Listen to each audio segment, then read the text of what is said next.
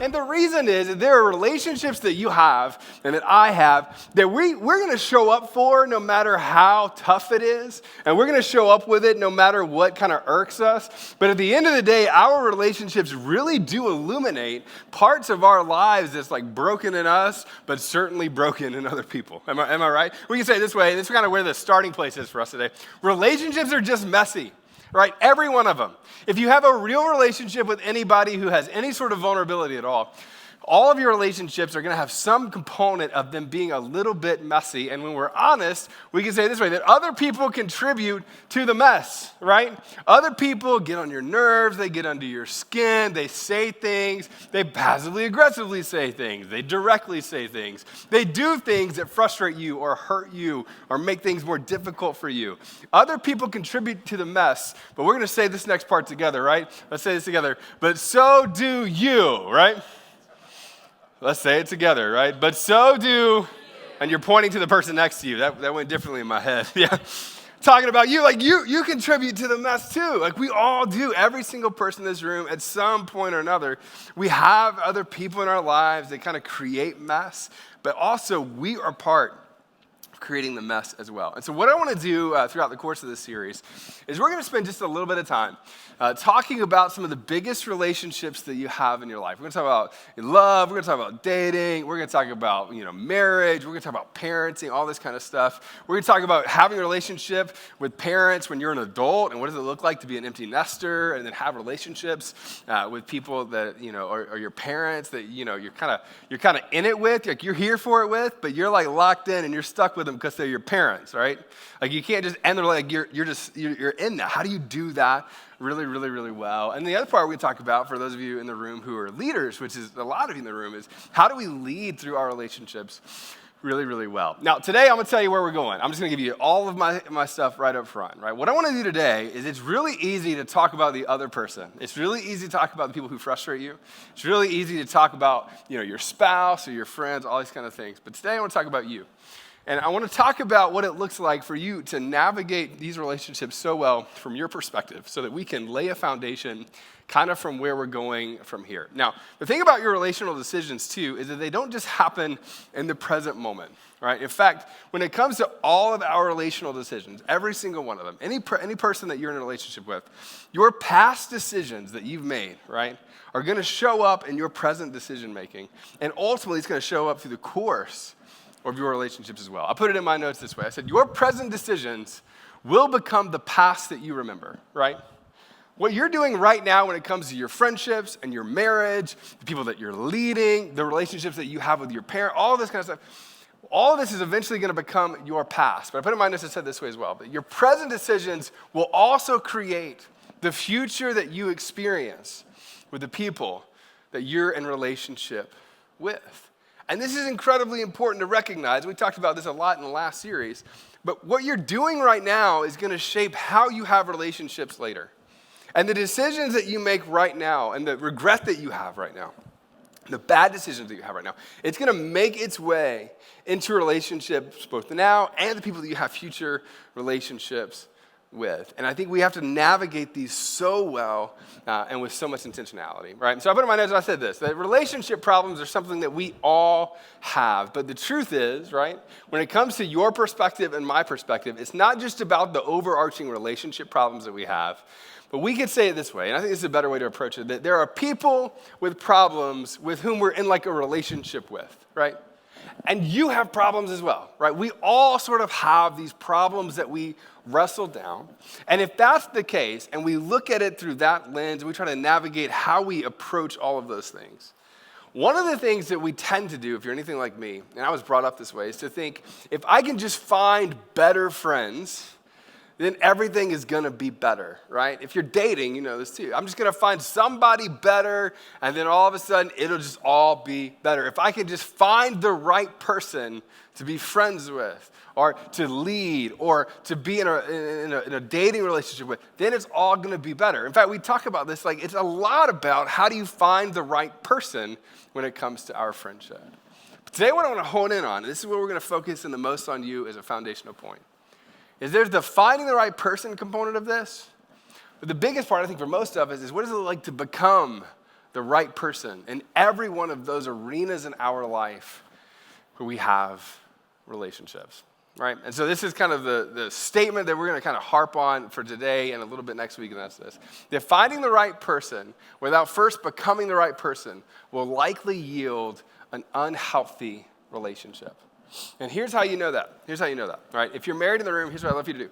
Go home today and give a list to your spouse of all of the things they need to do differently and how you can fix them, right? And see how that goes, right? Now, it's funny because you know that if you did that, versus going home and saying, you know what, what do you need from me? What does this look like from my perspective? How do I kind of lean into this in a better way? What do you need me to change? What do you need from our relationship? Becoming the person that the other person needs is also one of those things that it's a different sort of thing altogether. And so I want to focus on, like, what does it look like for us to become the person that we need to become for each of these areas of our life? And they're all a little bit different. Marriage is a little bit different than the relationship that you're going to have with your friends, right? The relationship that you have with your friends are going to be a little bit different than the relationship that you have with your parents, the relationship that you have with your kids, the relationship you have with those people that you lead. And it's so important for us to look at the full gamut of this. It's the full gamut of these relationships and go, I'm going to be intentional, not just about becoming a person, but how do I navigate and become the person I need to be in these different arenas? And so the question that we'll be leaning into today is this question right here. Are you the person that you wish for others to be in these specific areas of your life? Rather than going, how do I just find that right person? How do I just find the right friend? How do I just find the right spouse? All those are good questions, and we're going to talk about that through the rest of the series. But first, I think we have to lean into how do I become that right person? Now, the great thing about Scripture is I think there's an area of the Bible where it almost gives us a list of what this looks like. Now, I almost didn't give you the list today. In fact, this is probably one of the hardest passages of the entire Bible to talk about because when we talk about this list, it just gets a little bit wonky. And the reason it gets wonky is because many of you have been to a wedding where you've heard this list, right? In fact, a preacher stood up there. There's all these, she's in a dress, and all the bridesmaids are there, and the guys are there, and, they're all standing like this the whole time. Everybody's laughing. You're in the wedding sort of thing. And the preacher gets up, and a lot of weddings, they go through this passage, and it's just like, love is this, and love is this. In fact, if you're anything like me, I'll sit at the weddings, and they're great, and I do weddings, and I go, oh, I've heard this so many times, and you can hear it so many times that you just kind of tune it out. But the context for which Paul was writing these words wasn't just around a love story, and it's not just around a marriage relationship, and it's not even just around like, hey, I'm going to set up a preacher to have some pretty words for a marriage. That's not what it is. It's actually a little bit grittier than that, and it's harder than that. In fact, the words that he pens cut really deep, I think, to our heart and how we actually navigate our relationships.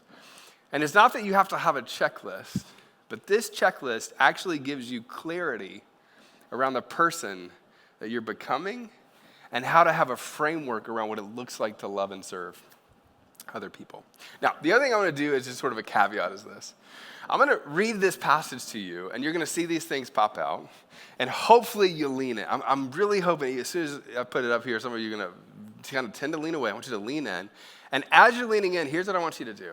As you see the list, something in you is going to go, oh, I got that one. But then there's going to be one or two, probably just one or two, that just kind of nick you. You know what I mean? They just kind of like, oh, that's one of mine. And you might be sitting next to somebody that you need to nudge when that one comes up on the screen, and that's okay too. Do whatever you got to do. Just let them know that that's what the one they need to work on, right? Don't do that.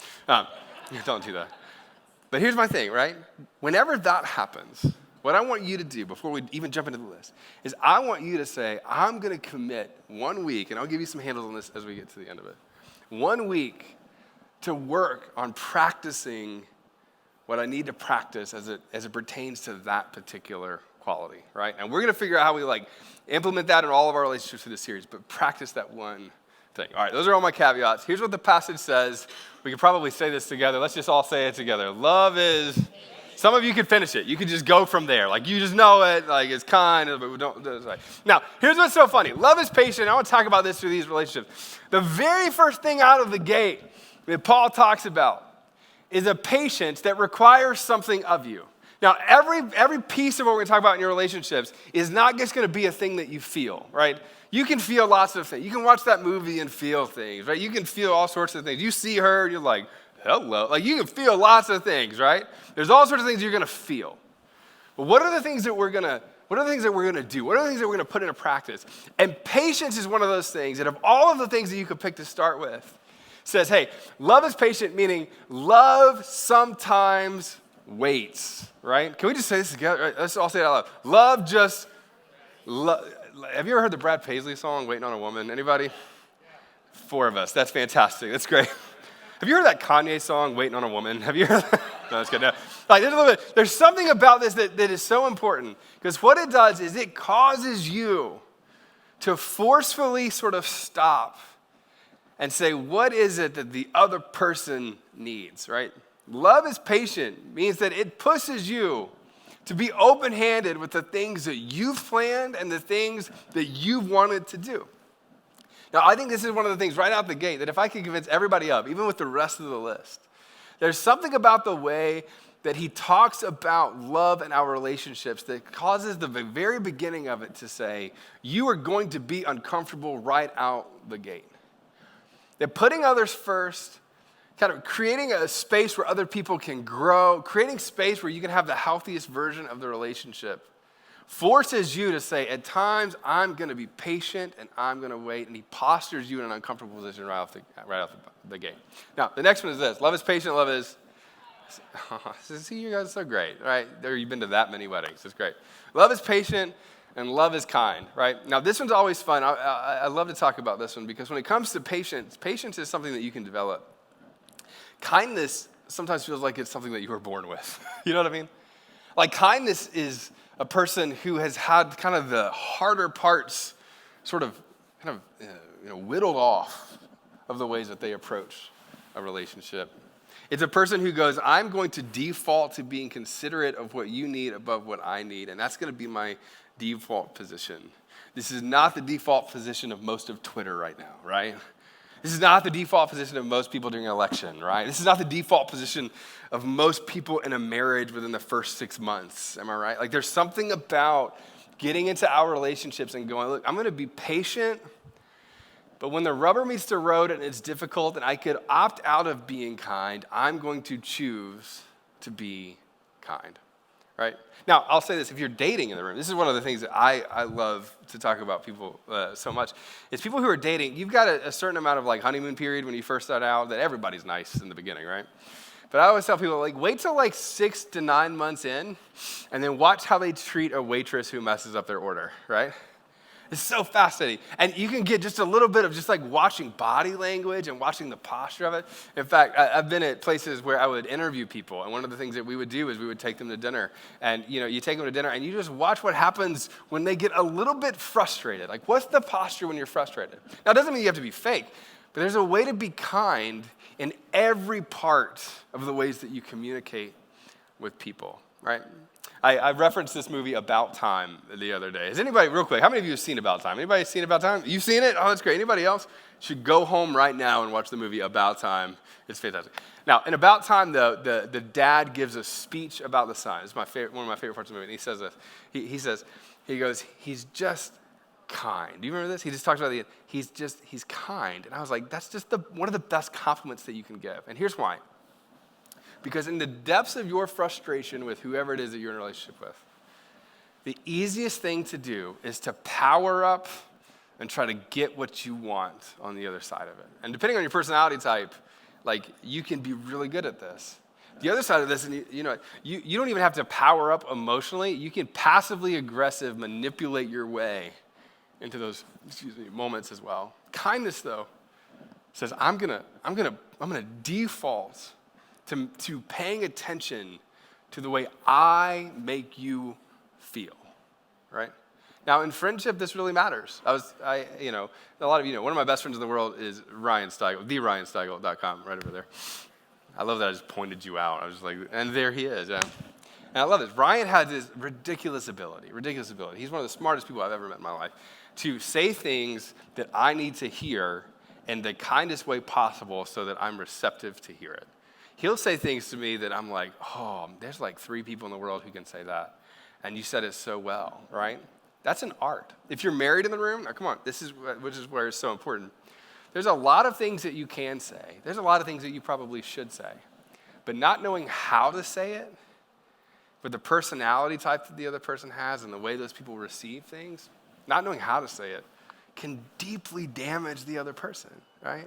When it comes to all of your relationships, kindness matters so much. Now, I'll get really blunt. We'll talk about this in a few weeks, but for those of you who have parents, right, and you're like in your 20s or your 30s or your 40s, right, and you get this. There are times that you just feel frustrated with your parents. You get it, and I totally understand that. And there's a way that you can communicate like you did when you were 14 years old and they told you that you couldn't take the car at 14, you know what I mean?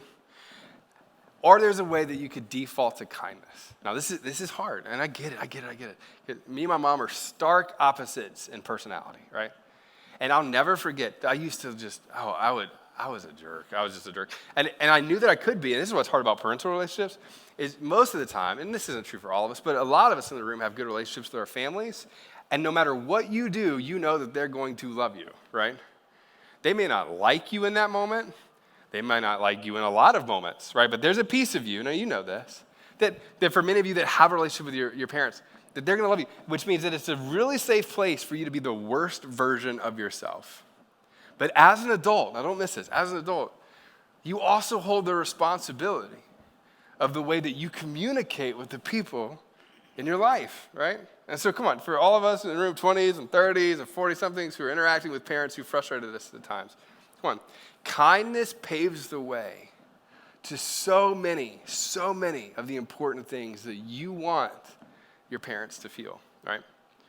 All right, so we won't harp on that because then I'll start preaching. All right, so he has all this stuff. All right, now the second part of this, these are the do this. The second part of the do nots, right? And I think this is so much fun. He said, love is patient, love is kind.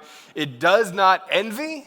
It does not boast, and it is not proud. Now, these 3 are so fascinating, right? And they're also very important in our relationships and the ways that we lean into it, right? Envy is funny because envy means that you're going to allow the other person to shine ahead of you, right? That you have done so much hard work, right? So much hard work that you can allow someone else's success to be front and center, and you can sit back and celebrate it, and you are not a one-upper. Right? You're not a one-upper. So we just real quick, come on. How many of you know a one-upper? Anybody know a one-upper? Right, raise your hand. Like, hey, you told this story, like, I went to this concert and I got backstage. I met Bono. I'm hanging out with Bono. And they're like, oh, that's fantastic. That's so great. And they're like, well, I was with the president yesterday. And you're like, you suck. You know what I mean? Like, come on, man. Like, come on.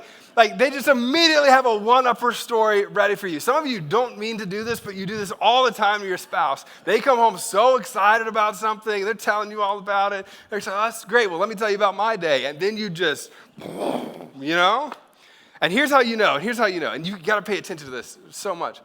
Is you can watch the body language of a person who's been one-upped. And oftentimes those people, especially the people who are healthy, will then celebrate your story. And it's still great, and they'll still celebrate with you.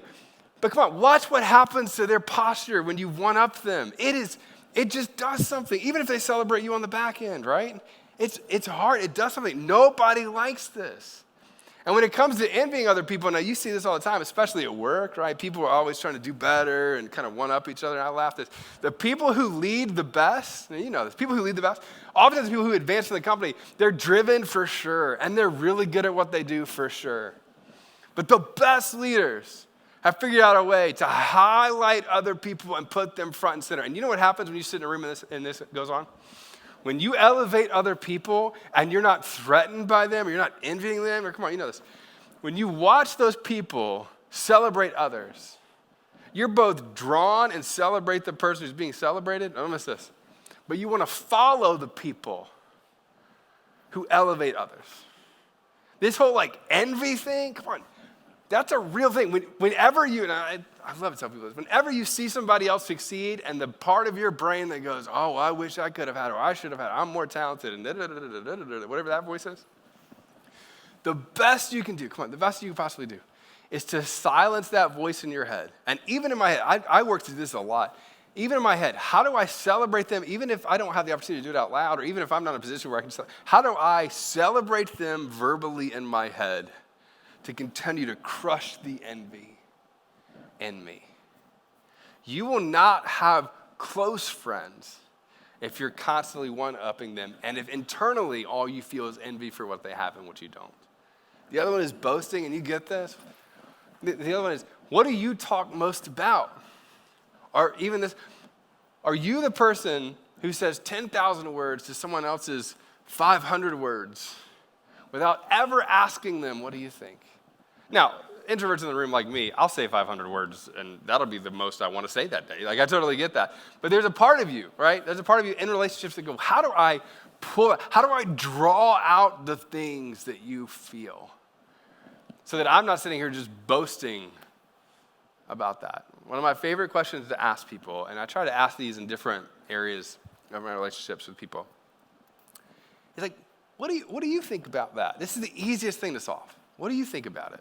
Right? What do you think about it? You go home, you're sitting around the dinner table, it's one of the most practical, easiest things about it. You might say something and just follow it. What do you think about that? What do you think about the TV show that we just watched? What do you think about the crazy parents that are yelling at our kids at Little League? You know? In a meeting, come on. I'll never forget, I think I was 23. I got to sit in a room with one of the leaders I admired the most. I did not need to be in that meeting. I'm the least educated, knew the least about it. And he looks at me in the meeting and asked me what I thought about his sermon. He goes, what do you think about that? And I literally just sat there and almost pooped my pants. I was great. Really? And I literally said, I don't know. But it was because he asked. And then I came up with something that made no sense, right? But I'll never forget going like, he actually cared what I thought. And he did. Developing a posture where you're doing that is so important. And then the pride thing is kind of connected to something that's hard for many of us, especially men, and especially kind of depending on your personality type. But the pride thing is one of those things where it's not just about like you bragging about your accomplishments. The antidote to pride in a lot of ways is being able to verbalize your weaknesses in a way where you're not trying to manipulate and gain power over somebody else, right? Now, here's what I mean by that. There's a way of being vulnerable where you're being vulnerable to get something. And if vulnerability doesn't come natural to you, this is kind of the default position. Like you could tell a story to somebody and make them feel something so that you could then gain control over what you really want. That's not it. That's just a different version of pride. True vulnerability says, I'm going to open up about my weaknesses without the pursuit of any sort of gain from you, right? The antidote to a lot of the like pride stuff is being able to both internally and externally talk about where you are weak and where you're broken and where you don't get it right and where and this is the hard one, where you actually struggle, where you wish that you got it right and you just can't seem to do that, right? Now, fellas, come on. I haven't been married as long as many of you, and I know that, but I'll say this. One of the best pathways to intimacy is you being able to verbalize what it is you both struggle with and where you feel weak.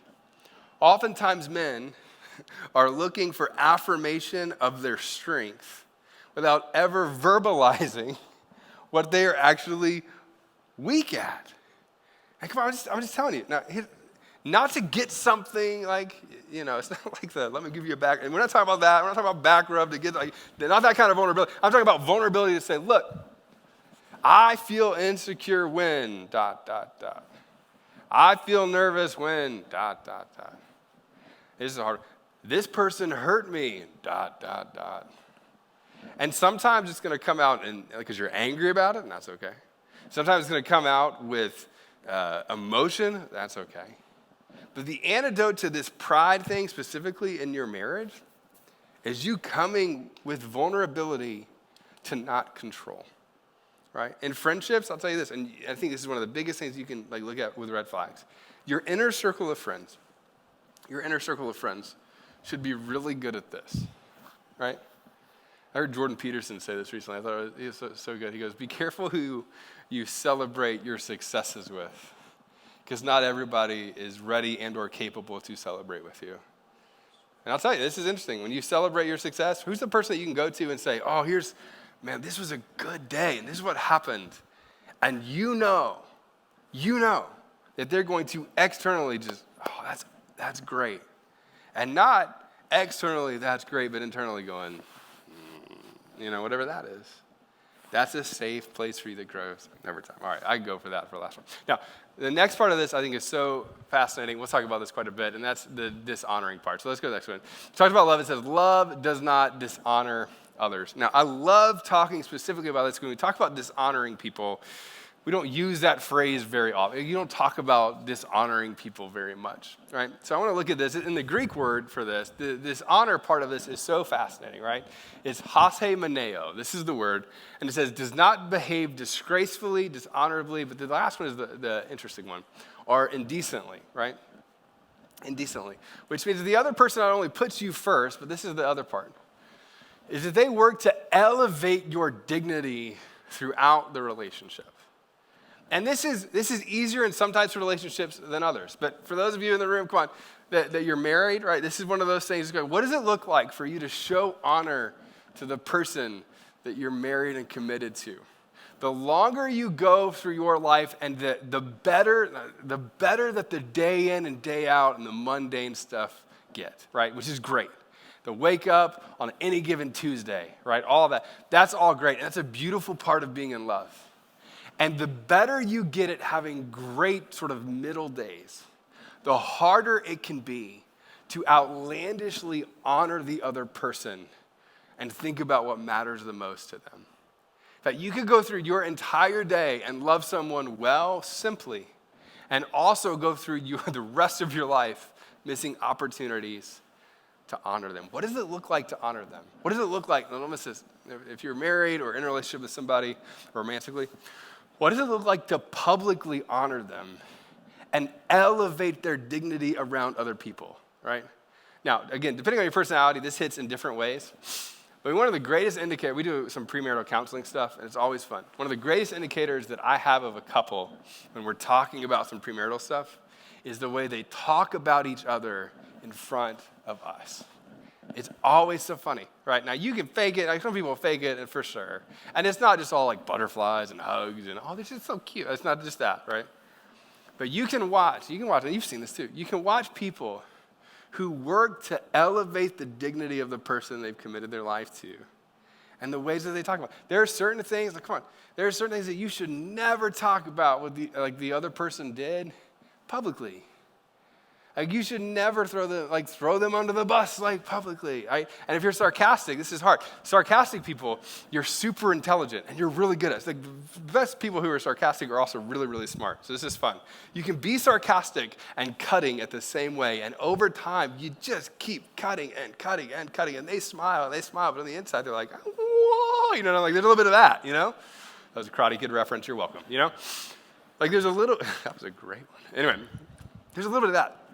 I'll tell you, if you're in a relationship, how are they honoring you? The other one is this, and I'll say this when it comes to dating, and we'll talk about this throughout too. But I would say, for those of you who are women in the room, I love talking about this for people who are dating in particular. There's a way to honor you when you're dating that most every guy will do, right? The question for me isn't just how they honored you throughout the night. The bigger question is what their expectations are of you when the night is over, right? Like, what is this thing leading towards? Why did they do this thing? What is it actually moving us towards? Now, we'll talk about this. There's no secret, I think, for us where I stand on this, when it comes to sex and all this kind of stuff. But I'll tell you, we'll talk about this throughout the series, but I'll say this. When it comes to your relationships, you ready? One of the most incredible indicators, I think, of how a man is going to treat you throughout the course of your life is how he honors you and how he honors your body, right, before you get married. What does that look like, right? Is there just an expectation on the other side of it, right? And that's something you have to wrestle with, right? What does that look like for a person to love you and honor you fully of the full human being that you are? Now, I'll tell you how you know this, and I'll tell you why this matters, right? And this is always fun to talk about because you're a pastor, you have to say this kind of stuff, and I get it. But let me tell you this. Most of us have dated somebody at some point in our lives that not only we regretted being with, but we regretted what happened in the relationship. Most of us have those stories. And I'll tell you what I tell people all the time when it comes to relationships and dating and all of this. Imagine if you lived your life in a way where you weren't a part of someone else's regret story. Right? Now, I'm just telling you, fellas, this is just a big one. This is a big one. What would happen, even if you don't end up together, that the story that she told of you was one where she goes, you know what, we didn't end up together, but you were the standard by which every other guy had to meet because of the way that you honored her in the process. Ready? Ladies, come on, same sort of thing. What would happen if the way that you treated the person that you were dating was a way where they didn't regret, they didn't want to end up with you, you guys broke up, all that stuff, but they didn't regret the time that you had together. And Paul unpacks all these things. It's about putting the other first. It's about thinking about how your interaction with other people affect other people. And just imagine if we all did this well. Ready? This is the harder one, and this is one that I've been wrestling through probably for the last 10 years or so. Regret's a further word when it comes to family relationships, and I know, so it's not that. But it hit me all of a sudden when I was in my mid-20s that my mom is older, obviously, than me. Math. But my mom was going to tell a story about our relationship in the back half of her life. This hit me. And I'm like, I can ignore it. I can pretend it's not true. I can pretend that I can be more focused on everything with me. And my mom's going to tell a story about me. Now, she's going to be nice about it. She's going to say all about my mom's going to watch this video 9 times too, which is amazing. So it's like 50 views on YouTube, 47 of them were my mom. It was great. Right. Hi, Mom. But yeah. But here's the thing. This is what hit me. She's going to tell a story of her interaction with me at this season of our life. And I'll tell you this. I want the story that she tells to be one where I was grateful and I engaged in the relationship and we had healthy boundaries set up, and that it was one where she felt like I engaged in the friendship that we had, right? Come on. Your spouse is going to tell a story about you when you're long gone. And you get to determine what that story is going to be. Your friends already tell stories about you when you're not in the room. What's the story that they're going to tell other people? Right? All right. He goes on and says, it doesn't dishonor others. And he says this, it's not self-seeking or what can I just get out of this? The harder one for many of us is it's not easily angered. Now, in the original writing here, it's so fascinating because easily angered could just be about anger, but it's not just about anger. It's about not being easily moved from the spectrum of all of the emotions that you have. It moves with consistency in the relationship of helping the other person experience the best world. And then the hardest one, I think, everything that he says, is that it keeps no record of wrongs. Keeps no record of wrongs. Now, forgiveness is one of the hardest things I think to talk about because for many of you, you've been hurt very deeply, and it's not something that you did. It's something that somebody else did to you, and I get that too. But what I would say to you is that the longer you hold on to those things, the more that creeps into your future relationships, and the more that it creeps into the future you in your current relationships. Some of you in your marriage are still really angry at somebody from 10 years ago that hurt you because you have this record of their wrongs that you haven't released. Some of you, when it comes to your friendships, you've been betrayed, and you know what it's like to be betrayed.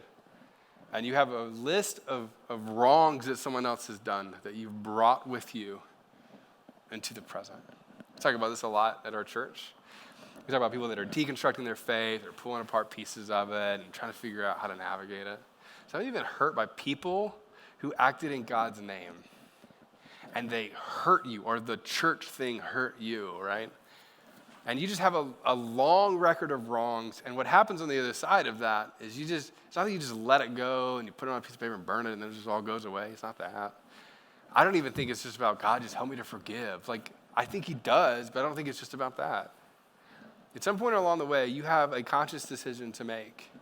is will you release the other person of the debt that they owe you, or will you not? And at what point will you do it? I love to tell people this. I was like, just pick a day. You don't have to do it today. Pick a day. Put it on your calendar. Pull out your Google Calendar right now. I'm like, you know what? I get hesitant to pull out a name because somebody might be named that here. I'm not even going to try. Patrick, right? I'm going to forgive Patrick one day. And that's when I'm going to get, great. You need a time that you decide that you're going to come open-handedly into that and let it go. Because if you don't, you know this, if you don't, it just continues to grow and get bigger, and it gets bigger, and it gets bigger. And it will affect you now and every other relationship that you have moving forward. So Paul finishes this kind of section that he talks about several verses later in a different area. And I love what he says, and I think this is kind of my challenge for all of us throughout this series. So this is the primer. This is the, get the ball rolling. We're going to pick it back up and go even further over the next several weeks. But the statements that Paul sort of uses around this, in my head, to summarize our posture through it are so important. Here's what he says. He says, when I was a child, I talked like a child. I thought like a child. I reasoned like a child. But when I became a man, or when I became an adult, I put the ways of childhood behind me. Now, we're going to wrap up, and we'll pick it up next week, but childhood stories and fantasies and all of that tend to end with like a happy ending, right? Everybody makes it together, they fall in love, and she leaves the other guy, whatever that is. Like the friendship mends, and everybody's happy. The family comes together at Christmas in every Hallmark movie, and they're all happy, even though they're all messed up. You have all that. And the assumption is that in an hour and a half movie, or in the 40 or so pages that you're going to read in this book, or whatever those stories are, that it's just like this happy ending that just sort of happens. It just sort of happens, and you feel good at the end. But you and I have both lived long enough to go that those kind of endings don't just happen. Relational healing happens when we decide that it matters to lean into it. And this is what I hope for you. Like, to kick off this series, what I hope for you is that you decide that it matters and that you're going to decide to lean into it. Some of you are sitting next to somebody that you walked in here smiling with today, but your relationship is deeply damaged or broken behind the scenes. And it's time that you lean into it. Some of you, I love talking about the parent relationship stuff because many of you in the room have a relationship with somebody that's a parent that you don't know what to do with. And I'll tell you, you can continue to ignore it. You can lean away from it. It's going to be there. The question is, are you going to be the person who's courageous enough to lean into it and apply the practical things that it takes to not assume that a happy ending is coming, but to make the ending happen? Some of you, when it comes to friends, you've had friends that have betrayed you and walked away, and you just assume that one day you're going to meet somebody who's just better at friendship than them, and you probably will. What are the things that you need to lean into so that you're wiser moving into that next friendship? And those of you that are dating, and we'll talk about this throughout the course of this. We're going to talk about marriage. We're going to talk about dating. Throughout all of these talks, you'll see pieces of that. But some of you have dated well and then not dated well, and then it's almost just been like one of these things. Like your relationships just look like this in the terms of the amount of regret that you have coming out of them. And we're going to talk about a way where you don't have to carry regret to and from every dating relationship that you have if you do it the way that I think the New Testament sort of outlines. All right, so this is kind of where we're going to wrap up. This is a question that I want to leave you with, and that's this. Are you the person that ultimately you wish that these other people were? And what does it take for you to be healthy in all of these areas of your life? So what I'm going to do is I'm going to invite the band to come back up. We're going to wrap up with a song before we end. Before we do that, here's what I'm going to ask you to do, right? If you're here and you're a follower of Jesus, a lot of this, you've heard this passage probably 1,000 times, and you may or may not have leaned into it. But for many of us, something popped up in one of our relationships that needs some healing, and then something probably popped up practically that we'll just do it this way, that you can at least get better at, right? You're already good at all of it, but you can at least make some progress in it. So here's what I'm going to ask you to do. It's kind of odd, but I'd love for everybody just in the room, if you would, just to close your eyes for a second. And I'm going to ask you to bow your head so that we all kind of know that you're not looking around. And here's what I want you to do. I'm not going to ask you to respond to me, but what I'm going to ask you to do is internally go, what's the one relationship that needs your most or biggest attention right now? Now, many of us have relationships that we could get better at, but what's the one that needs your attention right now? And which one of those things that we talked about sort of pinged you the most? Maybe it is a humility thing or a vulnerability thing for you. Maybe some of you are just no, I'm the one upper every time, and you need to be cognizant of it. Maybe some of you have never given space for the person that you care most about to talk about what matters most to them, or you haven't done it intentionally. For many of you, and me too, there are people that we haven't forgiven or are working to forgive. And that's your step, is that you need whatever that step is.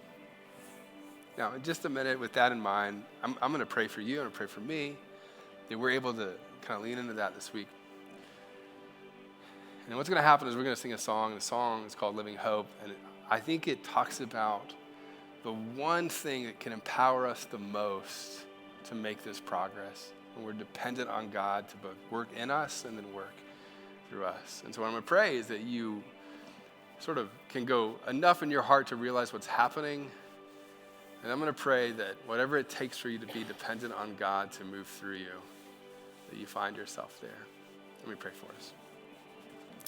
Father, we thank you that you cared enough about us not to just have writings that are broadly, ethereal or theoretical, but that you cared enough to give us really practical handles on how to live. And so, Father, I pray that you would help us to do that well.